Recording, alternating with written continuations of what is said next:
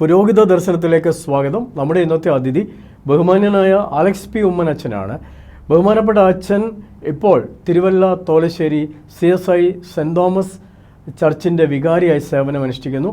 അച്ഛനെ ഞാൻ സ്വാഗതം ചെയ്യുന്നു. അച്ഛൻ നമസ്കാരം. അച്ഛ, പുരോഹിതനായിട്ട് എത്ര വർഷമായി ഇപ്പോൾ?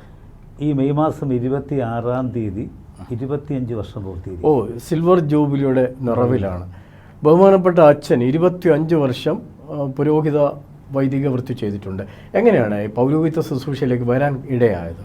പൗരോഹിത്യത്തിൽ പാരമ്പര്യം ഒരു പ്രധാനപ്പെട്ട വിഷയമല്ല, പ്രത്യേകിച്ച് നവീകരണ ആശയങ്ങളെ പുൽകുന്നവർക്ക്. എങ്കിലും എൻ്റെ ആ പൗരോഹിത്യ പാരമ്പര്യത്തിൽ ഒരു 5ാമത്തെ ആളാകാൻ ഒരു അനുഗ്രഹം ലഭിച്ചു എന്നുള്ളതാണ് പ്രാഥമികമായി പറയാനുള്ളത്. പക്ഷേ എന്തുകൊണ്ടോ എൻ്റെ ചെറുപ്പകാലം മുതൽ എൻ്റെ ദർശനത്തിൽ വൈദിക വൃത്തി മാത്രമേ ഉണ്ടായിരുന്നുള്ളൂ. അതാണ് ഒരു. അപ്പോൾ സ്വാഭാവികമായിട്ടും അതുമായി ബന്ധപ്പെട്ട ഒരു മോൾഡിങ് ഫാമിലിയിൽ നിന്നും നമ്മളിൽ നിന്നുമൊക്കെ തന്നെ ഉളവായതാണ് ഇതിലേക്ക് വരാനുള്ളൊരു സാഹചര്യം. ഓക്കെ, പേരൻസ്, അച്ഛൻ ഫാമിലി എന്ന് പറഞ്ഞപ്പോൾ പൗരോഹിത്യത്തിൽ പാരമ്പര്യം നമ്മളത്ര കൺസിഡർ ചെയ്യേണ്ട എങ്കിൽ പോലും പേരൻസ് ഒരുപാട് സ്വാധീനിച്ചിട്ടുണ്ട്. അതെങ്ങനെയായിരുന്നു അച്ഛനെ സ്വാധീനിച്ചത്? ഞാൻ കേട്ടു വളർന്നൊരു പ്രാർത്ഥനയുണ്ട്. അതെൻ്റെ അമ്മയുടെ പ്രാർത്ഥനയാണ്. അതിൽ അമ്മ എപ്പോഴും പ്രാർത്ഥിക്കും, ദൈവമേ നീ എനിക്ക് 5 മക്കളെ തന്നു, അതിലൊരാളെ നീ ദൈവത്തിൻ്റെ വേലയ്ക്കായിട്ട് വിളിക്കണം. അതാരാണെന്ന് ഒരിക്കലും പറഞ്ഞിട്ടില്ല. പക്ഷേ എൻ്റെ അമ്മ 2 വർഷം മുമ്പ് മരിച്ചു. മരിക്കുന്നതിന് 3 മാസം മുമ്പ് എന്നോടൊരു കാര്യം പറഞ്ഞു. അന്ന് ദൈവവിളിക്ക് ഒരാളെ വെച്ച് പ്രാർത്ഥിക്കുന്നത് ശരിയല്ലാത്തത് കൊണ്ടാണ് അങ്ങനെ ഒരു പ്രാർത്ഥന പ്രാർത്ഥിക്കാഞ്ഞത്. എങ്കിലും അന്ന് പ്രാർത്ഥിക്കുമ്പോൾ എന്നേക്കാൾ വിദ്യാഭ്യാസം മിടുക്കനും എന്നേക്കാൾ ഇൻറ്റഗ്രിറ്റിയും എന്നേക്കാൾ അല്പം കൂടി ക്രെഡിബിലിറ്റിയുമുള്ള എൻ്റെ മൂത്ത സഹോദരനുണ്ടായിരുന്നു. അദ്ദേഹം പഞ്ചായത്ത് ഡിപ്പാർട്ട്മെൻറ്റിലെ രജിസ്ട്രാർ പദവിയിൽ നിന്നും വിരമിച്ചയാളാണ്. പ്രാർത്ഥിക്കുമ്പോൾ അദ്ദേഹത്തെ ആയിരുന്നു അമ്മയുടെ മനസ്സിലെന്ന് എന്നോട് പറഞ്ഞിട്ടുണ്ട്. അന്ന് ഞാനായിരുന്നില്ല. പക്ഷേ പൊതുവായിട്ട് അമ്മയുടെ പ്രാർത്ഥന 5 മക്കൾ, അതിലൊരാൾ ദൈവത്തിൻ്റെ വേലയ്ക്ക് പോകണം എന്നൊരു പ്രാർത്ഥന, അത് എന്നെ ധാരാളമായി സ്വാധീനിച്ചിട്ടുണ്ട്. അപ്പനും അതുപോലെ തന്നെ നിർബന്ധത്താലല്ല, മറിച്ച് മോൾഡ് ചെയ്യുന്നതിൽ വളരെ ശക്തമായ സ്വാധീനം, പ്രത്യേകിച്ച് നമ്മുടെ സഭാസംബന്ധമായ കാര്യങ്ങളുടെ ഇടപാടുകളിൽ നമ്മൾ ധാരാളമായി സഹായിച്ചിട്ടുണ്ട്. ഓക്കെ, അച്ഛൻ്റെ അമ്മയും അപ്പനും മാതാപിതാക്കൾ അവർ ധന്യമായ ജീവിതം നടത്തിയവരാണ്, പ്രാർത്ഥനാ ജീവിതം. ഇന്നത്തെ ഒരു ലൈഫിൽ ഇങ്ങനെ പേരൻസിൻ്റെ ദൗത്യത്തെക്കുറിച്ച് പറയുകയാണെങ്കിൽ പേരൻസിന് ഇത്ര കടമ എന്തൊക്കെയായിരിക്കണം ഈ ഒരു അനുഭവത്തിൽ? അത് ഞാൻ വെച്ചുച്ചിറായിരുന്നപ്പോൾ ഒരു സാധാരണക്കാരനായ മനുഷ്യൻ പറഞ്ഞ വാചകമുണ്ട്, വളരെ സാധാരണക്കാരൻ. അദ്ദേഹം പറഞ്ഞു, ഒരു കാലത്ത് സമർപ്പണമാണ് ഉപയോഗിക്കേണ്ട വാക്ക്, എന്നാൽ ഇന്ന് കുഞ്ഞുങ്ങളെ സമർപ്പണത്തിൻ്റെ മുൾമുനയിൽ നിർത്താൻ മാതാപിതാക്കൾ ശ്രമിക്കണം, എങ്കിലേ അവരെ സഭയുടെ വൈവിധ്യമാർന്ന മേഖലയിലോട്ടും നല്ല പൗരന്മാരായിട്ടുമൊക്കെ വളർത്താൻ പറ്റൂ എന്ന് പറഞ്ഞതുകൊണ്ട് ഞാൻ ആ സാധാരണ മനുഷ്യൻ്റെ കടമെടുക്കുക. സമർപ്പണം എല്ലാവർക്കും ഉണ്ട്, പക്ഷേ സമർപ്പണത്തിൻ്റെ മുൾമുന നിർത്താൻ കഴിയുന്നില്ല. കാരണം 10ാം ക്ലാസ് ആവുന്നവരെ പറയും നമ്മൾ വലിയ ദൈവ ദർശനമൊക്കെ പറയും. അത് കഴിഞ്ഞ് അവൻ അല്പം ഒരു ബുദ്ധി ഉണ്ടെന്ന് തോന്നിക്കഴിഞ്ഞാൽ സാധാരണ പറഞ്ഞ കാര്യമുണ്ട്, അവനിപ്പോൾ പറയുന്നത് ദൈവത്തിന് സൈഡിൽ കൂടെ വേല ചെയ്തോളാം എന്ന് പറയും, സൈഡ് ബിസിനസ്സായിട്ട് മാറുന്നു. അപ്പോൾ അതുകൊണ്ട് സമർപ്പണത്തിൻ്റെ മുൾമുനയിൽ നിർത്താൻ ശ്രമിച്ചില്ല എങ്കിൽ പൊതുവായി മുന്നോട്ടുള്ള പോക്ക് അല്പം ദുഷ്കരമാകും എന്ന് തന്നെയാണ് എൻ്റെ ഒരു പക്ഷം. അതെ അച്ഛാ, നമ്മൾ യൂത്ത് ക്യാമ്പ് നമ്മുടെ പേരൻസിൻ്റെ ഒരു ഗുണം കൊണ്ടാണ് നമ്മളെ. ഞാനൊരു ഒറ്റ മകനാണ്, സഹോദരിമാരുണ്ട്. അപ്പം എനിക്കിതുപോലെ സമർപ്പിച്ച് ദൈവത്തിന് വേണ്ടി ജീവിച്ചാണ്. അപ്പോൾ നമ്മൾ ക്യാമ്പുകളിൽ പാടുന്നൊരു പാട്ടുണ്ട്, സർവ്വവും യേശുനാഥനായി, ബുദ്ധിയും ശക്തിയും എൻ്റേതെല്ലാം സമർപ്പിക്കുന്നു. ഇന്ന് നമ്മൾ അച്ഛന്മാരെ വലിയ മിടുക്കരൊന്നും അല്ലെങ്കിൽ നമ്മളെ ബുദ്ധിയൊക്കെ ഉണ്ടെന്ന് നമ്മൾ വിശ്വസിക്കുകയും സർവ്വബുദ്ധിയും ജ്ഞാനവും തരുന്ന ദൈവമാണെന്ന് വിശ്വസിക്കുകയും ചെയ്യും. നമ്മുടെ ഫുള്ളാണ് കൊടുത്തത്. പക്ഷേ ഇന്നത്തെ ഒരു ആർട്ടിഫിഷ്യൽ ഇൻ്റലിജൻസിൻ്റെ കാലഘട്ടത്തിൽ ബുദ്ധിയുള്ളവനെ നല്ല മേഖലകളിലേക്ക് വിടുക, ഈ സൈഡ് ബിസിനസ്സായിട്ട് ചെയ്യുന്നുണ്ട്. അപ്പോൾ പേരൻസ് കുറേ കൂടെ ഉണരേണ്ട കാലഘട്ടമാണ്. നല്ലതിനെ ദൈവം കൊടുക്കാൻ പറയുന്നുണ്ട്, ഊനമില്ലാത്തതിനെ കൊടുക്കാൻ പറയുന്നത്. അതുകൊണ്ട് മാതാപിതാക്കൾ, അമ്മമാരുടെ കാരുണ്യം, പ്രാർത്ഥന നമുക്കുണ്ടായിരുന്നു. നമ്മുടെ സെറ്റപ്പും നമ്മുടെ കുടുംബവും എല്ലാം പള്ളിയുമായിട്ട് ബന്ധപ്പെട്ടവരാണ്. അമ്മ, അപ്പൻ, അത് തന്നെയല്ല അച്ഛന്മാരെ കരുതുന്ന ഒരു സംസ്കാരം ഉണ്ടായിരുന്നു. ആ സംസ്കൃതിയിലാണ് വളർന്നു വന്നത്. നമുക്കറിയാം, നമ്മൾ ഫാഷൻ വീക്കിനെല്ലാം പോകുന്നു, അതെല്ലാം നമ്മൾ അനുഭവവേദ്യമാക്കി കണ്ടുപഠിക്കുക. യേശു പറഞ്ഞതുപോലെ ചെറുപ്പകാലങ്ങളിൽ പോകുന്നതായിരുന്നു. അതുകൊണ്ടാണ് ഞാൻ ചോദിച്ചത് കൂടുതൽ ഇങ്ങനെ ഇടപെട്ട് അച്ഛൻ്റെ കുടുംബത്തിൽ ഈ പൗരോഹിത്യം മാത്രം തിരഞ്ഞെടുക്കാനായിട്ട് എങ്ങനെയാണ് അതിനെ പ്രേരിപ്പിച്ചത്? പാരമ്പര്യത്തിൽ അച്ഛന്മാരുടെ ഒരു സ്വാധീനം ഉണ്ടായിരുന്നു? ഞാൻ വിശ്വസിക്കുന്നൊരു കാര്യമുണ്ട് അച്ഛ, അന്ധവിശ്വാസമാണെന്ന് എനിക്കറിയത്തില്ല. എൻ്റെ ഫാമിലി ബാക്ക്ഗ്രൗണ്ട് ഒരു ഓർത്തഡോക്സ് ബാക്ക്ഗ്രൗണ്ടാണ്. അപ്പോൾ എൻ്റെ നാട് മൺട്രോ തുരുത്താണ്. അപ്പോൾ അവിടെ ഈ മിഷണറിമാർ വന്ന സമയത്ത് സെർവൻസായിട്ട് കൂടാമോ എന്ന് ഇവരോട് ചോദിച്ചു. ദേ വർ എഡ്യൂക്കേറ്റഡ്. അപ്പോൾ അത് പറ്റില്ല എന്ന് പറഞ്ഞപ്പോൾ ട്രാൻസ്ലേഷനിൽ കൂടാമെന്ന് ഒരു പങ്കാളിത്ത മിനിസ്ട്രി ഓഫർ ചെയ്യപ്പെട്ടു. അതിൻ്റെ പരമായിട്ട് ഞങ്ങളുടെ നാട്ടിൽ നിന്നും കല്ലട നിന്നും കോട്ടയത്തേക്ക് കുഴിക്കാല എന്നൊരു സ്ഥലമുണ്ട്. ആ കുഴിക്കാലയിൽ ആംഗ്ലിക്കൻ സഭയുടെ ഒരു ഇലന്തൂർ മിഷനുണ്ട്. ആ മിഷനിലോട്ട് ഒക്കെ 2 വൈദികരെ, ഇലന്തൂർ മിഷന് വന്നയാളുടെ പേര് റവൻ ചാണ്ടപിള്ള തോമസ്, കോട്ടയത്ത് വന്ന ആളുടെ പേര് ആത്മോപകാരി റവൻ തീക്കോശി അച്ഛൻ. അത് അച്ഛൻ അറിയും, കാരണം നമ്മുടെ കൂടപ്പാർക്ക ഉൾപ്പെടെയുള്ള പാട്ട് ട്രാൻസ്ലേറ്റ് ചെയ്ത മാരാമണിൽ 1903 പ്രസംഗിച്ച ഒരു പ്രസംഗകനാണ് ആത്മമകാരി തീക്കോശി അച്ഛൻ. അദ്ദേഹത്തിൻ്റെ മകനാണ് ജോർജ് കോശി അച്ഛൻ. അപ്പോൾ ആ ഒരു പാരമ്പര്യത്തിൽ ഞാൻ 5ാമത് നിൽക്കുകയാണ്. ആ പാരമ്പര്യം ഞാൻ വലിയ കാര്യമായിട്ട് കാണുന്നില്ല. കാരണം പൗരോഹിത്യത്തിൽ വ്യക്തിപരമായ കമ്മിറ്റ്മെൻ്റാണ് ഏറ്റവും പ്രധാനം. പക്ഷെ അത് പറയുമ്പോഴും ഞാൻ വിശ്വസിക്കുന്ന കാര്യമുണ്ട്. അതായത് ഒരു ഇൻവെസ്റ്റ്മെൻറ്റ് അക്കാര്യത്തിലുണ്ട്. പൂർവ്വപിതാക്കളുടെ ഇൻവെസ്റ്റ്മെൻറ്റ് പൂർണ്ണമായിട്ടും അതിലുണ്ട്. കാലാകാലങ്ങളിൽ ഒരാളെ എക്വിപ്പ് ചെയ്യുന്ന ഒരു പ്രോസസ്സ് നടക്കുന്നുണ്ട്. അതിൽ ഒരാളെ ആരെങ്കിലും ഇൻവെസ്റ്റ്മെൻ്റ് ഉണ്ട്. അത് പ്രാർത്ഥനയുടെ ഒരു ഇൻട്രസ്റ്റും ഉണ്ട്. അത് 100% ഞാൻ വിശ്വസിക്കുന്നു. അല്ലെങ്കിൽ ഒരിക്കലും നമുക്ക് അങ്ങനെ പറ്റില്ല. ഞാൻ പറയുമ്പോൾ എനിക്ക് ഭയങ്കരമായിട്ടുള്ളൊരു ഒരു ഇമോഷണൽ ഫീലിംഗ് അക്കാര്യത്തിലുണ്ട്. അപ്പോൾ നമ്മൾ അറിയാതെ തന്നെ ഇതിലേക്ക് നമ്മൾ ആകർഷിക്കപ്പെടുകയാണ്. നമ്മൾ പറയുക മറ്റൊരു ഓപ്ഷൻ ഇല്ല, I have to continue what they had started. അപ്പോൾ അതങ്ങനെ വരിക. അപ്പോൾ പക്ഷേ അത് പറയുമ്പോഴും പേഴ്സണലായിട്ട് നമുക്കൊരു കോളിംഗ് ഇല്ലെങ്കിൽ it will be A failure. അത് നമ്മൾ ഫെയിലായി പോകും. അതാണ് പൂർണ്ണമായിട്ടും വിശ്വസിക്കുന്നത്. ഓക്കെ. അപ്പോൾ പൗരോഹിത്യ ശുശ്രൂഷയില്ലേ, അതുപോലെ തന്നെ പള്ളി, ഇടവപ്പള്ളി എന്ന് പറയുന്നത് ഇപ്പം നമ്മൾ മുമ്പേ പറഞ്ഞ പോലെ നമ്മളെല്ലാം അറ്റാച്ച്ഡ് ആയിരുന്നു പള്ളിയോട്. ചെറുപ്പത്തിൽ ഞായറാഴ്ചകളിൽ കൊയറെ, സൺഡേ സ്കൂൾ, VBS പ്രസ്ഥാനം, അപ്പോൾ അതുപോലെ അറ്റാച്ച്മെൻ്റ് ഉണ്ട്. അതുകൊണ്ടൊരു സന്തോഷവും ഒരു എന്നാ പറയുന്നത് എൻജോയ്മെൻ്റ് എന്ന് പറയാം. ശരിക്കും സാറ്റിസ്ഫാക്ഷൻ. ഞാൻ എപ്പോഴും പറയുന്നത് സാറ്റിസ്ഫാക്ഷൻ കമ്പോളത്തിൻ്റെ ഉൽപ്പന്നമല്ല. അപ്പോൾ അച്ഛന് അങ്ങനെ വരുന്ന സമയത്ത് ഇടവപ്പള്ളിയിൽ അച്ഛൻ്റെ ഇടപെടലുകളും സ്വാധീനവും എങ്ങനെയായിരുന്നു? അച്ഛൻ ഞാൻ ഓർമ്മ വെച്ച കാലം മുതലേ അപ്പൻ്റെ തോളിൽ കയറിപ്പോകുന്ന ഒരു മകനായി പോയി. രാവിലെ അന്ന് പിടിയരി പൊതിയുക, അറിയാം, പിടിയരിയും പൊതിഞ്ഞ് പോകുന്നയാൾ തിരികെ വീട്ടിലെത്തുമ്പോൾ 2:30 മണിയാവും. ഓക്കെ. ഇന്നത്തെ കുട്ടികളെ പോലെ കേക്ക് വേണ്ട, ബിസ്ക്കറ്റ് വേണ്ട എന്ന് പറയാനുള്ള ഓപ്ഷനില്ല. ഉള്ളത് കൂട്ടി കഴിക്കാം ഇല്ല. അല്ല, പള്ളിയിൽ ഇന്ന് പള്ളിയിൽ വന്നാൽ കുട്ടികൾക്ക് അത്യാവശ്യം കാര്യം. പക്ഷെ അന്ന് അങ്ങനെ ഒരു സംവിധാനമില്ല. ഈ 7:00 പോകുന്നയാൾ 2:30 തിരികെ വരുമ്പോൾ ഒരു വിധത്തിൽ പറഞ്ഞ് ഒട്ടിയ വയറുമായിട്ട് നമ്മൾ വീട്ടിലേക്ക് എത്തുന്നത്. പിന്നെ വീട്ടിൽ വന്നാൽ ഭക്ഷണം കഴിക്കുക.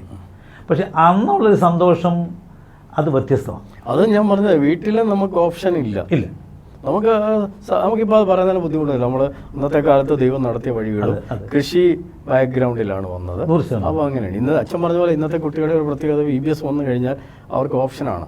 VBS മാത്രമല്ല, നമ്മുടെ സൺഡേ സ്കൂളിൽ പോലും church is ready to give something to it. അതെ, അവർക്ക് അവരുടെ ഇൻട്രസ്റ്റ് ആണ് ഞാൻ ചെയ്യുന്നത്. നമുക്കൊരു പക്ഷേ അച്ഛൻ്റെ കാലം, ഞാൻ 68 ജനിച്ച ആളായ, നമ്മുടെ കാലത്ത് അത്ര ഒരു ഓഫർ പള്ളിയിൽ നിന്നുണ്ടാകുന്നത് സൺഡേ സ്കൂളിൻ്റെ വാർഷികത്തിനോ മാത്രമേ ഉള്ളൂ. അവൽപ്പൊതികൾ മാത്രമേ ഉള്ളൂ. അപ്പോൾ ആ ഒരു കാലഘട്ടത്തിൻ്റെ ഓർമ്മ വരുമ്പോൾ അന്ന് പിടിച്ചിരിക്കാൻ കഴിഞ്ഞാൽ ഇന്ന് സന്തോഷമായി ജീവിക്കാനും ശുശ്രൂഷിക്കാനും പറ്റും എന്നൊരു കാര്യം കൂടി ഇതിനകത്തുണ്ട്. അതിജീവനം എന്ന് പറയുന്ന പോലെ നമ്മൾ വലിയ അതിജീവനം അല്ലെങ്കിലും നമുക്ക് ഉള്ളത് കൊണ്ട് മാനേജ് ചെയ്യാനായിട്ട് കഴിയും. അതൊരു വലിയ കാര്യമാണ്. അച്ഛൻ്റെ ഞാൻ മുമ്പേ ചോദിച്ചത് ചോദ്യം തന്നെ ചോദിക്കുകയാണ്. അച്ഛന്മാരെ, പള്ളിയിലെ അച്ഛന്മാർ പിന്നീട് ഡിഗ്രി പഠിക്കുന്ന സമയത്ത് ഈ ഫീൽഡിലേക്ക് വരണമെന്ന് കൃത്യമായി ബോധ്യമുണ്ടായപ്പോൾ പള്ളിയിലെ ഒരു പ്രോത്സാഹനം എങ്ങനെയായിരുന്നു, അച്ഛന്മാരുടെ പ്രോത്സാഹനം? എന്നെ ഇക്കാര്യത്തിൽ ഏറ്റവും കൂടുതൽ സഹായിച്ചത് ഒരു അച്ഛനേക്കാൾ MM തമ്പി എന്നൊരു സാറുണ്ട്. ഒരു സൺഡേ സ്കൂൾ അധ്യാപകൻ അല്ലല്ല, എൻ്റെ സുവിശേഷകാരൻ. ഓക്കെ. അപ്പോൾ MM തമ്പി സാറാണ്. സാറിപ്പോൾ റിട്ടയറായി. സാറിപ്പോൾ അടൂരുണ്ട്. എന്നെ ശുശ്രൂഷയിലേക്ക് മോൾഡ് ചെയ്തതിനകത്ത് അദ്ദേഹം എന്നോട് പറയുകയല്ല, അദ്ദേഹത്തിൻ്റെ സഹധർമ്മ റോസമ്മ എന്ന് പറയപ്പെടുന്ന ഉപദേശിനിയുടെയും അവരുടെ ലൈഫിൻ്റെ ഒരു സന്തോഷവും അവരുടെ ലൈഫിൻ്റെ ഒരു ചിട്ടയും അവരുടെ പരിമിതികൾക്കകത്തുള്ള സഭാ ശുശ്രൂഷ വേലയിലെ ഒരു ആർജവുമൊക്കെ എൻ്റെ ഓർമ്മയിൽ എന്നും നിൽക്കുക. ഒരു വിധത്തിൽ പറഞ്ഞാൽ എൻ്റെ ഈ മെൻറ്റേഴ്സ് എന്ന് പറയപ്പെടുന്നതിനകത്ത് എന്നെ ഒത്തിരി സ്വാധീനിക്കുകയും എപ്പോഴും പറയാനും പറ്റുന്നത് ഈ എം തമ്പി എന്ന സാധാരണ വലിയ വിദ്യാഭ്യാസമൊന്നുമില്ലാത്ത ഒരു സുവിശേഷം. അദ്ദേഹം താഴത്തുമണെന്ന സ്ഥലത്താണ് ജനിച്ചത്. ഒരു ഓർത്തഡോക്സുകാരനായിരുന്നു. CSIയിലേക്ക് വന്നു. ഇന്ന് ഞാൻ അദ്ദേഹത്തെ എൻ്റെ ഒരു എന്താ പറയുക ഒരു ആത്മീയ മെൻറ്ററായി കാണാൻ കാര്യം അദ്ദേഹത്തിൻ്റെ ലൈഫിൻ്റെ ഒരു ഡിസിപ്ലിനും പലർക്കുമില്ലാത്ത ഒരു വലിയ വിശ്വാസധാരയിലെ യാത്രയുമാണ്. Okay okay. പക്ഷേ ഞാൻ ശരാശരി ഒരു 13 വീടുകൾ എന്നും കയറുന്ന ഒരാളാണ് ഞാൻ ശരാശരി. അതിന് കാരണം അത്രത്തോളം ആവശ്യങ്ങൾ മുന്നിലുണ്ട്. അപ്പം നമ്മളൊരു അത്യാവശ്യമാണെന്നുള്ളതല്ല, പക്ഷേ we should be available. If somebody wants to talk to us, we should be available. അപ്പോൾ സ്പീഡിലൊരു കുറച്ച് വരുത്തിയാൽ തന്നെ വെച്ചാൽ ഭയങ്കരമായിട്ട്. അപ്പം ഞാൻ എൻ്റെ സുഹൃത്തുക്കളോട് പറയാറുണ്ട്, നിങ്ങൾ നടന്നില്ലെങ്കിൽ ഒരു കൊച്ചു ബൈക്കിലൊക്കെ യാത്ര ചെയ്ത് ശുശ്രൂഷ ആരംഭിക്കണം. അതല്ല എങ്കിൽ ഈ സ്പീഡിൻ്റെ ലോകത്തിൽ നിങ്ങൾ അല്പം കൂടി സ്പീഡായിപ്പോയാൽ ശുശ്രൂഷ ഒരു ഗൗരവമില്ലാത്തതായി പോകും. ഓക്കെ. നമ്മുടെ യുവജനങ്ങളെ ഈ കൂടുതൽ ഈ സഭയോട് ബന്ധിപ്പിക്കാനായിട്ടുള്ള ഒരു കാര്യം ഞാൻ മുമ്പേ ചോദിച്ച പോലെ ജനറൽ സെക്രട്ടറി ആയിട്ടിരുന്ന് വർക്ക് ചെയ്തപ്പോൾ ഉണ്ടായ അനുഭവം വെച്ച് നോക്കുകയാണ്, എങ്ങനെയാണ് യുവജനങ്ങളെ പള്ളിയുമായിട്ട് ബന്ധിപ്പിക്കാൻ കഴിയുന്നത്? ഇൻട്രസ്റ്റ് കുറയുന്നുണ്ട്.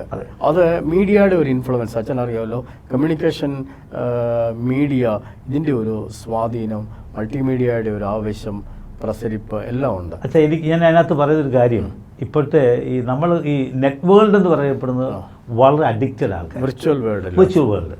അപ്പോൾ അതിനകത്ത് ഞാൻ കണ്ട ഒരു കാര്യം, ഈ നമ്മുടെ കുഞ്ഞുങ്ങൾ ഒരുപക്ഷെ ഇതിലേക്ക് വരാത്തതിനൊരു കാരണം ഈ വി ചാനലിൻ്റെയും MDV ചാനലിൻ്റെ അനുകരണം ചെയ്യുന്ന സുവിശേഷകർ. ഓക്കെ. ഇപ്പോൾ ഉദാഹരണം പറഞ്ഞാൽ എൻ്റെ പള്ളിയിലോ അച്ഛൻ്റെ പള്ളിയിലോ വരുമ്പോൾ ഒരു ശാന്തമായ വാക്കുകളിലും ആശയങ്ങളിലും ബൈബിൾ വാക്യങ്ങളിലും കേന്ദ്രീകരിച്ച വളരെ സമൃദ്ധമായ ശാന്തമായ ഒരു ആരാധന ശൈലിയുണ്ട്. എന്നാൽ കുഞ്ഞുങ്ങളുടെ ആ ഒരു ഫാസ്റ്റ് ഫേസിങ് വേൾഡിൽ അവരുടെ ടെമ്പോയ്ക്കനുസരിച്ച് സെക്കുലർ വേൾഡിൻ്റെ ഇമിറ്റേഷൻ പള്ളിയിലും പാട്ടിലും കൊണ്ടുവരുമ്പോൾ സ്വാഭാവികമായിട്ടും അവിടേക്കൊരു താല്പര്യം കൂടുകയാണ്. അപ്പോൾ ഇത് ഈ ശാന്തമായ ഒഴുക്കിന് താല്പര്യമില്ലാതെ വരുന്നു. മറ്റേത് ചില കൂടാരങ്ങളാണ്. ആ കൂടാരങ്ങളിൽ നിന്നും പിന്നെ അവർക്ക് പുറത്തു വരാൻ വയ്യാതെയാകും. 2, ഇവർക്ക് ഫ്രീ. ഇപ്പം മാർത്തോമ ചർച്ചിലോ CSI പള്ളിയിലോ ഓർത്തഡോക്സ് പള്ളിയിലോ വന്നാലും നമ്മൾ സിസ്റ്റമാറ്റിക്കായിട്ട് ഇരിക്കുക, അനങ്ങാൻ പോലും പറ്റുന്നില്ല, ദൈവത്തോട് സംവേദിക്കുക. മറ്റേതങ്ങനെയല്ല. MTVയിൽ കാണുന്ന വി ചാനലിൽ കാണുന്ന അതേ ആർജവത്തോടെ, അതിനേക്കാൾ അപ്പുറത്ത് ആർജവത്തോടെ തുള്ളാനോ പിടിക്കാനോ ഇനിയിപ്പോൾ ആ സമയത്തൊന്ന് ഹഗ് ചെയ്യണമെങ്കിലും you are free to do it. അപ്പോൾ സ്വാഭാവികമായിട്ട് കുഞ്ഞുങ്ങളുടെ ആ ഒരു ഇമോഷണാലിറ്റിയെ എനർജൈസ് ചെയ്യുമ്പോൾ naturally they have to they will go after that. അപ്പോൾ അതുകൊണ്ട് ഈ ഇപ്പോഴത്തെ മിനിസ്ട്രിക്ക് പോലും ഒരു പരിധിവരെ കുഞ്ഞുങ്ങൾ കിട്ടാത്തതിന് കാരണം ഈ ഒരു താല്പര്യം മുന്നിൽ കിടക്കുക. മനുഷ്യൻ്റെ ബേസിക് ഇൻസ്റ്റിങ്ക്റ്റിനെ ഞാൻ പറയും വളരെ മോശമായി എക്സ്പ്ലോയിറ്റ് ചെയ്യുകയാണ് ന്യൂ ജനറേഷൻ ചർച്ചകൾ. വളരെ മോശമായി യൂട്ടിലൈസ് ചെയ്യുക. അവനിലുള്ള വികാരത്തെ ശരിക്കും ഒന്ന് ഉണർത്തിയിട്ട് അവനെ മറ്റൊരു കൂടാരത്തിലേക്ക് അടുപ്പിക്കുക. അപ്പോൾ അതുകൊണ്ട് സ്വാഭാവികമായിട്ട് ആ ഒരു തിരിവിലേക്ക് വരണമെങ്കിൽ ഒരുപക്ഷെ നമുക്ക് വേണമെങ്കിൽ അതിന് സമാനമായത് ഇവിടെ ചെയ്യാം, പക്ഷെ ചെയ്യണമെന്നതിൻ്റെ പക്ഷം. എനിക്ക് തോന്നുന്നു അച്ഛാ, അതിൻ്റെ കാരണം എന്താണെന്നറിയോ, നമുക്ക് ചർച്ചിനകത്ത് തന്നെ ഒരു സൈലൻസ് ഉണ്ട്. ആ സൈലൻസിലാണ് നമുക്ക് തിങ്ക് ചെയ്യാൻ പറ്റുന്നത്. ഞാൻ പറയുന്നത് കമ്മ്യൂണിക്കേഷനകത്ത് ഞാൻ പഠിച്ചിട്ടുണ്ട്, ഇൻട്രാപേഴ്സണൽ റിലേഷൻഷിപ്പ്, കത്താർസിസ് എന്ന് പറഞ്ഞ പോലെ ഇളക്കി വിടാം, വികാരങ്ങളെ ഇറക്കി വിടാം. എന്നാൽ പള്ളിയിൽ വന്നിരിക്കുന്ന സമയത്ത് ശാന്തതയുണ്ട്. അപ്പോൾ മർദ്ദമ പള്ളിയിലും CSI പള്ളിയിലും നമ്മൾ ഓർഗനൊക്കെ ഇട്ട് പാട്ടുപാടി ഇരിക്കുന്നതിനേക്കാൾ ശാന്തമായിരിക്കാൻ ഒരു മ്യൂസിക് ഇട്ട് കൊടുക്കാറുണ്ട്. ആ സമയത്ത് തന്നെ ഇരുന്ന് പ്രാർത്ഥിക്കുകയാണ്. അപ്പോൾ ദൈവത്തോട് അവൻ്റെ കാര്യങ്ങളും, അതുപോലെ തന്നെ മധ്യസ്ഥ പ്രാർത്ഥന ഞാൻ ചെയ്യുന്നുണ്ട് ഇടയ്ക്ക്. ആ പാട്ടിൻ്റെ സമയത്ത് കുറച്ച് സൈലൻസ് കൊടുക്കും, വ്യക്തിഗതമായ ബന്ധങ്ങൾ കൊടുക്കും. അപ്പോൾ അതാണ്. പക്ഷേ 25 വർഷം അച്ഛൻ പിന്നിട്ടു. 25 വർഷം തിരിഞ്ഞു നോക്കുമ്പോൾ ദൈവം നടത്തിയ വഴികൾ ഭയങ്കരമാണ്. ഞാൻ പറയുന്നു, ഇമ്മാനുവേൽ ദൈവം എമ്മൗസ് റോഡുകൾ സൃഷ്ടിച്ചിട്ടുണ്ട്. അച്ഛൻ്റെ ജീവിതത്തിലെ 25 വർഷത്തിലെ പ്രതിസന്ധി എന്ന് പറയുന്നില്ലെങ്കിലും അങ്ങനെ ഒരു അനുഭവം ഉണ്ടായിട്ടുണ്ട്. എൻ്റെ ഈ 2000 എന്ന് പറയുന്ന ലൈഫിലെ ഒരിക്കലും മറക്കാൻ കഴിയാത്തൊരു വർഷം 2000. ഒരു മനുഷ്യനെ ഏൽക്കാൻ കഴിയുന്ന ഏറ്റവും വലിയ അപമാനം അത് ഏൽക്കുക. ശാരീരികമായി എൻ്റെ കണ്ണിന് കാഴ്ചയില്ലാതെ വരിക. ആർക്കും അറിയില്ല, എൻ്റെ വൈഫിനും മാത്രമേ അറിയാവൂ. ഞാൻ 5 വിഷൻ 6 വിഷനൊക്കെ ഉണ്ടായൊരു കാലഘട്ടം. അത് പ്രഷർ കൂടിയിട്ടായിരുന്നു. അല്ല, എനിക്കറിയില്ല. പക്ഷേ ഇപ്പം ഞാൻ ഉപയോഗിക്കുന്ന ബൈബിൾ ഏറ്റവും ചെറുതാണ്.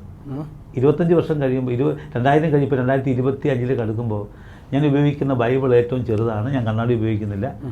കമ്പ്യൂട്ടർ ഉപയോഗിക്കുമ്പോൾ മാത്രം ഒരു ഗ്ലാസ് ഉപയോഗിക്കും, ഒരു റേഡിയേഷൻസ് ഉണ്ടാവും മാത്രം. ബാക്കി ഒന്നുമില്ല. ഡ്രൈവിങ്ങിനോ പ്രോബ്ലം ഒന്നുമില്ല. അത് 2000. പക്ഷേ ഇയർ 2000 എന്ന് പറയപ്പെടുന്ന ലൈഫിൽ ഒരിക്കലും ഞാൻ പ്രതീക്ഷിക്കാത്തതോ അല്ലെങ്കിൽ ഒരിക്കലും ഒരു മനുഷ്യന്, ഒരു സാധാരണ മനുഷ്യന് താങ്ങാൻ വയ്യാത്തതിൻ്റെ പരമാവധി ഞാൻ കണ്ടു. പക്ഷെ അതിൽ ഞാൻ ചെയ്തൊരു കാര്യം പറയപ്പെടുന്നത്, ആ ഒരു പരമാവധി കണ്ടതിന് ശേഷം എത്രത്തോളം ഒരാളെ കുറ്റപ്പെടുത്തുന്നതിനപ്പുറമായി നമുക്ക് എത്രത്തോളം പെർഫെക്റ്റ് ആകാൻ കഴിയും. ഒരാളെയോ ഒരു സമൂഹത്തെയോ കുറ്റപ്പെടുത്തി അതിലാനന്ദം കണ്ടെത്തിയോ 100 പതിയെ പറഞ്ഞു നടക്കുന്നതിന് നല്ലത് അവരുടെ മനസ്സിൽ നമ്മളെക്കുറിച്ചുണ്ടായ ആ ആശയത്തിന് വിരുദ്ധമായി എത്രത്തോളം പെർഫെക്റ്റ് ആകാൻ നമുക്ക് കഴിയും എന്നുള്ള തെളിയിച്ചതാണ് 2000 മുതൽ ഈ 2024 വരെയുള്ള കാലഘട്ടത്തിലെ എൻ്റെ ഒരു വലിയ മാറ്റം. ഞാനൊരു സുഹൃത്തുക്കളോട് പറയാറുണ്ട്, ഒരുപക്ഷെ 2000 കണ്ട അച്ഛനല്ല ഞാൻ. 2021 ആകുമ്പോൾ ഞാൻ അല്പം കൂടെ ധാരാളമായി ദൈവകൃപയിൽ, അങ്ങനെ ദൈവകൃപ ആവശ്യമാണല്ലോ, ആ ദൈവകൃപയിൽ വളർന്നു നിൽക്കുന്ന ഒരാളായിട്ട് സ്വയം അഭിമാനിക്കാൻ പോലും പറ്റുന്ന രീതിയിലാണ്. അപ്പോൾ പ്രതിസന്ധി ലൈഫിൽ ഭയങ്കരമായിട്ടുണ്ടായിരുന്നു. ഒരുപക്ഷെ ഒരു സാധാരണ മനുഷ്യനെ അടിഞ്ഞ് ഈ മിനിസ്ട്രി പോലും വിട്ടു പോകാവുന്ന തരത്തിലേക്ക് പ്രശ്നങ്ങൾ ഒരുപക്ഷെ ഉണ്ടായിട്ടുണ്ട്. പക്ഷെ അവിടെയൊക്കെ നമുക്ക് മുന്നോട്ടുള്ള പ്രയാണത്തിന് ഒത്തിരി കാര്യമുണ്ട് എന്നും, ഞാൻ മുമ്പ് പറഞ്ഞ ഒരു ഇൻവെസ്റ്റ്മെൻ്റ് ഉണ്ടല്ലോ, ആരൊക്കെയോ പ്രാർത്ഥിച്ച് ഇൻവെസ്റ്റ്മെൻ്റ് ഉണ്ട്. കണ്ണിന് സൗഖ്യം തന്നു ദൈവം. അത് സൗഖ്യദായകനായ ദൈവത്തിൻ്റെ ടച്ചാണ്. നമ്മൾ ഈ ഒരുപാട് പ്രസംഗിക്കുമ്പോൾ ജീവിതാനുഭവങ്ങൾ വേണമല്ലോ. ചിലപ്പോൾ നമുക്ക് രോഗം വരുമ്പോൾ, എനിക്കും അച്ഛനും രോഗം വരുമ്പോൾ നമ്മൾ പ്രയാസപ്പെടും. മെയിനായിട്ടും വലിയ രോഗം വരികയാണെങ്കിൽ സാമ്പത്തിക ഒരു പ്രശ്നമാണ്. അപ്പോൾ നമ്മൾ അവർക്ക് എന്തുകൊണ്ട് തന്നു. പക്ഷേ ഞാൻ മനസ്സിലാക്കുന്ന എക്സ്പെരിമെൻ്റൽ പ്രാക്ടിക്കൽ ടീച്ചിങ് മെത്തഡോളജി നമുക്ക് തരികയാണ്. കാരണം അനുഭവത്തിലൂടെ കുരുടനെ സൗഖ്യമാക്കി എന്ന് പറയുന്ന ഒരു സ്റ്റോറി എടുക്കുമ്പോൾ, വേദഭാവം എടുക്കുമ്പോൾ എനിക്ക് സൗഖ്യം കിട്ടിയെന്ന് ദൈവം പറയും. ഞാൻ പറയാറുണ്ട്, ദൈവം എന്നെ തൊട്ടു. അച്ഛാ, ഞാൻ ആ കണ്ണിന് കാഴ്ചപോയ സമയത്ത് ഒരു ന്യൂ ഇയർ സർവീസ് എനിക്ക് ഇപ്പോഴും ഓർമ്മയുണ്ട്. നമ്മുടെ ആരാധന പുസ്തകം പൊതുവെ ഒരു 16 ഫോണ്ടാണ്, അതിനപ്പുറം പോയില്ല. ഇല്ല. അപ്പം ഞാനൊരു 30 വലിയ ഫോണ്ട് എടുത്ത് വലിയ പേപ്പറാക്കി ഒരുപക്ഷെ ജനത്തെ എന്നെ മറയ്ക്കുന്ന രീതിയിൽ ആൾക്കാരെ നിൽക്കുന്നത്. അത്രയ്ക്ക് വലിയ ഫോണ്ട് ഉപയോഗിക്കേണ്ടി വന്നു. അപ്പോൾ ഇന്ന് ഞങ്ങളുടെ സഭയിൽ ഒരു വലിയ ഫോണ്ടിൻ്റെ പുസ്തകമാണ്, ഞാൻ അത് ഉപയോഗിക്കത്തില്ല. അതൊരു വലിയ അനുഗ്രഹം. ഗ്രേസ് എന്ന് പറയുന്നത് 100%. അച്ഛാ, നമ്മളെപ്പോഴും പറയുന്നതാണ് by the grace of God. ആ ഗ്രേസ് ഫീൽ ചെയ്യുന്നുണ്ട്. ഞാൻ ചോദിക്കട്ടെ, ഒരു പുരോഹിതൻ പ്രാർത്ഥനാ ജീവിതമുള്ളവന്, ഞാൻ ഇന്നത്തെ എൻ്റെ ഡിവോഷണൽ മാൻ ഓഫ് പ്രേസ്, ഞാനത് എലിയാവിൻ്റെ കാര്യമാണ് ഞാൻ വായിച്ചിട്ട് വന്നത്. അത് വെച്ച് ഞാൻ ചോദിക്കുന്നത്, നമ്മുടെ അനുഭവങ്ങൾ വെച്ച് നോക്കുകയാണ്, പുരോഹിതൻ പ്രാർത്ഥനാ ജീവിതമുള്ളവനാണ്. ആ പ്രാർത്ഥനയിലൂടെയാണ് അതിന് നമ്മൾ തൊടുന്ന ബലി അർപ്പിക്കുന്ന ബലിപീഠം ബലം നൽകുന്നുണ്ട്. അച്ഛൻ്റെ 25 വർഷത്തെ എക്സ്പീരിയൻസിൽ എങ്ങനെയാണ് കാണാൻ പറ്റുന്നത്? ഒരു ദർശനമാണ് പുരോഹിതൻ്റെ ദർശനം, എങ്ങനെയാണ് കാണാൻ പറ്റുന്നത്? അച്ഛാ, ഞാൻ മറ്റു തലത്തിലാണ് പറയാൻ ആഗ്രഹിക്കുന്നത്. ഒരുപക്ഷെ പുരോഹിതന് ആവശ്യമായ പ്രാർത്ഥനയുടെ ഒരു എന്താ പറയുക, ഒരു അനന്തര ഫലമാണ് ഇപ്പോൾ പ്രാർത്ഥിക്കുക എന്ന് പറയുന്നത്. നമുക്ക് എല്ലാവർക്കും പോയിരുന്ന് ഒത്തിരി പ്രാർത്ഥിക്കുക, എപ്പോഴും സ്തോത്രം പറയാം, ഹല്ലേലൂയ പറയാം. പക്ഷേ അതൊരു പ്രാർത്ഥനയായിട്ട് കൂട്ടാമെങ്കിലും പ്രാർത്ഥനയുടെ ആ മനസ്സിലുണ്ടായ ആ ഒരു വലിയ മാറ്റം എങ്ങനെയത് പുറത്തേക്ക് വരുന്നു? പ്രാക്ടീസ് എന്നെ ഏറെ വേദനിപ്പിക്കുന്നൊരു കാര്യമാണ് അൽമായനെ അംഗീകരിക്കാത്ത, ബഹുമാനിക്കാത്ത പൗരോഹിത്യം, അപജയത്തിൻ്റെ പൗരോഹിത്യമാണ്. ഇപ്പോൾ അതിന് കാരണം ഞാൻ പറയും, 2 കാരണം. ഒന്ന്, ഫിനാൻഷ്യലി ആയിട്ടായാലും റിസോഴ്സ് മനുഷ്യ വിഭവശേഷി വഴിയായിട്ടായാലും ഒരു സഭയുടെ നിലനിൽപ്പിന് ആധാരം അൽമായനാണ്. ആ അൽമായൻ ഒന്നുമല്ല, ഞങ്ങൾ വൈദികരായി കഴിഞ്ഞാൽ ഞങ്ങളാണ് എല്ലാം എന്ന് ചിന്തിക്കുന്നത്. ഞാൻ പറയും, അത്തരമൊരു വൈദികന് പ്രാർത്ഥന ഇല്ല എന്നല്ല അർത്ഥം. അദ്ദേഹത്തിന് ഒരിക്കലും വേദവചനം ഒരു ഭാഗമായിട്ടില്ല എന്നാണ് അതിൻ്റെ അർത്ഥം. അച്ഛാ, ഈ ഞങ്ങളുടെ ഒരു സഭയിൽ, മാർത്തോമാ സഭയിലെ അൾത്താരയിൽ ഞാൻ നിൽക്കുമ്പോൾ വിശുദ്ധ കുർബാനയ്ക്ക് വേണ്ടി ഞാൻ കാപ്പ ഇടാറുണ്ട്. ആ കാപ്പ ഇടുന്ന 2 അൽമായരാണ് എന്നെ ഇടിയിക്കുന്നത്. ഞാൻ അവർക്ക് വേണ്ടി എന്നും പ്രാർത്ഥിക്കാറുണ്ട്. റെപ്യൂട്ടഡ് ആയിട്ടുള്ള ആളുണ്ട്, അല്ലാത്ത ആളുകളൊക്കെ ഉണ്ട്. അപ്പോൾ ഞാൻ പറയുന്നത്, അൽമായ ഗണത്തിന് വേണ്ടി, പ്രസംഗത്തിന് വേണ്ടി മാറിക്കൊടുക്കാറുണ്ട്. പാഷൻ വീക്കിന് ഒരു 50 ദിവസം ഉണ്ടെങ്കിൽ 50 അൽമായക്കാർക്ക് പ്രസംഗിക്കാനും, 25 ദിവസമാണ് 25 അൽമായക്കാർക്കും അവസരം കൊടുക്കാറുണ്ട്. അച്ഛന് മ്യൂസിക് മിനിസ്ട്രി ചെറുപ്പം മുതലേ എനിക്കും ഒക്കെ ഉണ്ടായിരുന്നൊരു കാര്യമാണ്. വലിയ പാട്ടുകാരനൊന്നും അല്ലെങ്കിലും ഞാൻ ചുമ്മാ തമാശ പറയും, ഞങ്ങളൊക്കെ പാടിയ സ്തോത്രാഴ്ച ഇടും. യുവജന സഖ്യം കൊയർ വലിയൊരു കാര്യമാണ്. അതിൽ ചെറുപ്പം മുതലേ ഓൾട്ടർ ബോയ് ആ സംവിധാനം, അങ്ങനെ ഇംഗ്ലീഷിലൊരു പദമൊന്നും ഞങ്ങളുടെ നാട്ടിലില്ലെങ്കിലും പദമായി കയറി നിൽക്കാനും അച്ഛന്മാർക്ക് എന്തെങ്കിലുമൊക്കെ കൊണ്ട് കൊടുക്കുമ്പോൾ അമ്മ തരുന്ന കൊണ്ട് കൊടുക്കുന്ന ഒരു കൺസേൺ ഉണ്ടായിരുന്നു. ആ സമയത്ത് പറയുമ്പോൾ നീ പാടാ പദമായി കയറി നിൽക്കണം, ഓൾട്ടർ ബോയ് എന്ന് പറയുന്നു. അപ്പോൾ അങ്ങനെയാണ് കൊയറിനകത്ത് ബന്ധപ്പെട്ടത്. കൊയറിനകത്തെ വലിയൊരു അട്രാക്ഷൻ എന്ന് പറയുന്നത് പാടാൻ നമുക്ക് അത്ര കഴിവെന്ന് പറയാനുണ്ട്, പക്ഷേ അച്ഛന്മാരുടെ പ്രോത്സാഹനമാണ്. അച്ഛൻ ഇങ്ങനെ മിനിസ്ട്രി വന്നല്ലോ, മ്യൂസിക് തെറാപ്പിയാണ് ഇപ്പോഴും മനുഷ്യ മനസ്സുകളെ സ്വാധീനിക്കുന്ന ഒന്നാണ്. അച്ഛൻ്റെ അനുഭവം, മ്യൂസിക്കിനെ പറ്റിയുള്ള അനുഭവം എങ്ങനെയാണ്? അച്ഛൻ, ഞാൻ 14ാമത്തെ വയസ്സിലൊരു പാട്ട് എഴുതി. പക്ഷേ ആ പാട്ട് നമ്മുടെ പാട്ട് ആണെന്ന് പറയാൻ നമുക്കൊരു വിമുഖതയുണ്ട്. അപ്പോൾ എൻ്റെ ഒരു ബന്ധുവും അന്നത്തെ ഞങ്ങളുടെ കോയർ മാസ്റ്റർ ഒരു ബെറ്റി എന്ന് പറയപ്പെടുന്നത്, ബെറ്റിക്കോശി എന്ന് പറയപ്പെടുന്ന ഒരു ആൻറ്റിയുണ്ട്, ബെറ്റിയമ്മാമ്മ. അപ്പോൾ ഞാൻ ഒരു മത്സരത്തിന് പോകണമെന്ന് പറഞ്ഞപ്പം ഞാൻ ഈ ഒരു പാട്ട് അങ്ങോട്ട് പാടിക്കൊടുത്തു. ഇത് കൊള്ളാമെന്ന് ചോദിച്ചു. അപ്പോൾ പുള്ളി പറഞ്ഞു ഇത് മതി, ഇത് മതി. സത്യം പറഞ്ഞാൽ ഞാൻ എഴുതിയ പാട്ടായിരുന്നു. അത് 13ാമത്തെ വയസ്സിൽ 14ാമത്തെ വയസ്സിൽ സംഭവിച്ചൊരു കാര്യമാണ്. അപ്പോൾ അച്ഛന് ഈ പാട്ടിൻ്റെ ഒരു ലൈഫുണ്ട്, പാടാറുണ്ട്, ഇൻസ്ട്രുമെൻറ്റ്സ് വായിക്കാറുണ്ട്. ഞാൻ എല്ലാം അത്യാവശ്യം ഹാർമോണിയാണ് ആദ്യം ചെയ്തത്. അല്ല, അത്യാവശ്യം അത് ചെയ്യുമെങ്കിലും എനിക്കിപ്പോൾ എൻ്റേതായിട്ടുള്ള ഒരു ക്യൂ കോഡ് എന്ന് പറയപ്പെടുന്ന ഒരു ഇൻസ്ട്രുമെൻ്റ് ഉണ്ട്. അത് അധികാരം കണ്ടിട്ടില്ല. അത് സത്യം പറഞ്ഞാൽ ഇന്ത്യയിൽ ഞാൻ വഴിയായിട്ട് ഇൻട്രൊഡ്യൂസ് ചെയ്ത് പറയുന്നത് ശരി. കാരണം കേരളത്തിലാണ്, ഇന്ത്യയിൽ ഞാൻ ഉദ്ദേശിക്കുമ്പോൾ ഞാൻ കേരളത്തിനെ പറ്റി പറയും.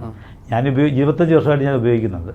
ഞാൻ ഡാളസിലായിരുന്നപ്പോൾ എൻ്റെ ഒരു സുഹൃത്തിന് മണ്ണിൽ സണ്ണി സമ്മാനം നൽകിയത് കോഡാണ്, പൂർണ്ണമായിട്ടും സുസുക്കിയുടെയാണ്. ഞാൻ ഉപയോഗിച്ചതിന് ശേഷം ഒരു 2-3 പേര് കേരളത്തിൽ അത് വാങ്ങിച്ചായിട്ട് എനിക്കറിയാം. ഇന്ത്യയിൽ പൊതുവെ ജനങ്ങളത് കണ്ടിട്ടില്ല.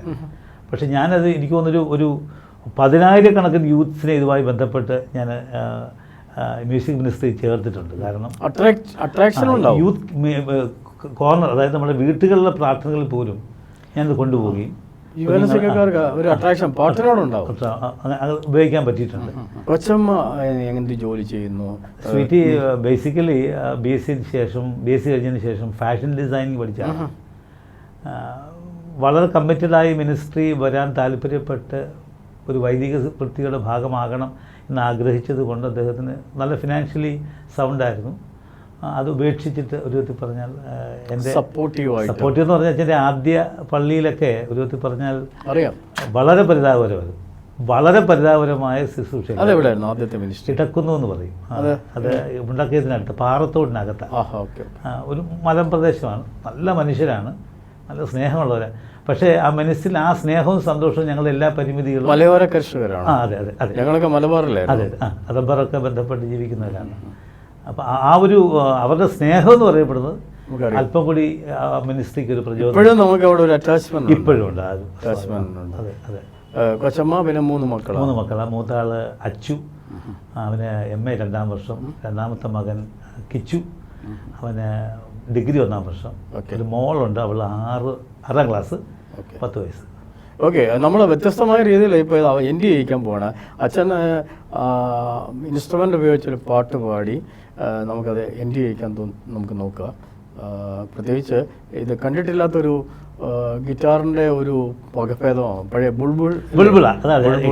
അത് ഞാൻ ടൈപ്പ് റൈറ്റർ പോലെ അതിൻ്റെ ഒരു ഇലക്ട്രിഫൈഡ് വേർഷനാണ്. ഓക്കെ. മാറാത്ത നല്ല സഖിയാ മാറായിൽ മധുരവുമാ എന്നെന്നും കരുതിയിടുവാൻ എന്നേശു അരികിലുണ്ട്. എന്നെ താങ്ങി നടത്തിടുവാൻ എന്നും കൂടെ നടന്നിടുവാൻ നേർപാതയിൽ നയിച്ചിടുവാൻ എൻ്റെ യേശു അരികിലുണ്ട്. നേർപാതയിൽ നയിച്ചിടുവാൻ എൻ്റെ യേശു അരികിലുണ്ട്. നീറുന്ന വേളകളിൽ എൻ ജീവൻ തളർന്നിടുമ്പോൾ ഭൂവാസദുരിതങ്ങളാൽ ആശ്വാസം അകന്നിടുമ്പോൾ ആകാരൻ വേദനയിൽ തണലേകിയ കൂടെയുണ്ട്. ആകാരൻ വേദനയിൽ തണലേകിയ കൂടെയുണ്ട്. മാറാത്ത നല്ല സഖിയാ മാറായിൽ മധുരവുമാ എന്നെന്നു കരുതിടുവാ എന്നേശു അരികിലുണ്ട്.